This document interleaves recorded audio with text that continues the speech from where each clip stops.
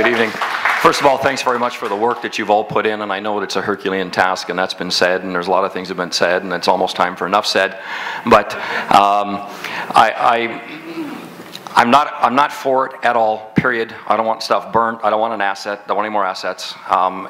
You know, public or otherwise, we're going to have to explore some different options, and I realize that different options have to be explored, and I understand the amount of work that has to go into it. I live in Chilliwack, live right up there on the hill right above us, and I look out over the river and I can see from left to right, and there are days in the summer when I can watch the cloud coming up the valley, and it wasn't always that way. And as was said earlier, there's been times in different years and different eras when it was worse, and we've been working to get it better.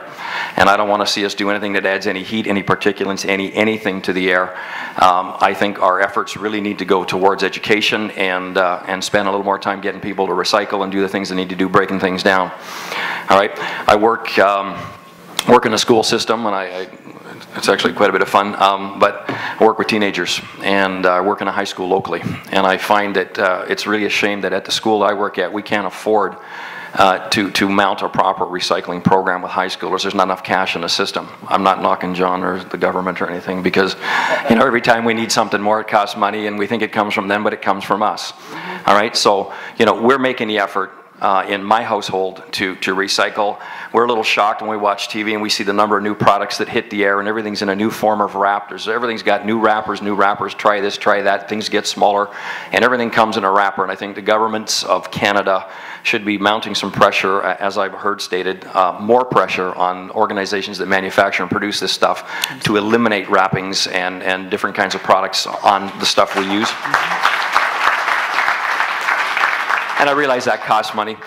We talked the other night, my wife and I, and she informed me, I wasn't aware of this, and that's really bad on me, but she does not buy anything that does not come in something that's recyclable. So she has switched our shopping habits in the house away from companies and corporations that don't do that kind of stuff, and I think that's one place to take a stand.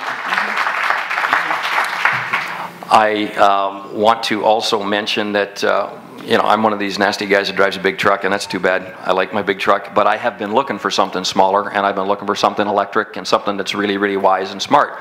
And you know, it's a little bit tough to find, and when you do find something, the cost is prohibitive. I would love to see government or research or pouring some research into something that I could afford to beetle on back and forth to my high school. That would be really a great thing, and rather than looking for the government to foot that bill, I would foot that bill myself, because I understand that it's coming from me anyways. And that's what I'm prepared, as somebody who lives in the Fraser Valley, I'm prepared to do that for my grandkids, because I realize that the things I need and use right now, I'm already in my grandson's back pocket, and he ain't even 4. Okay, thanks so much.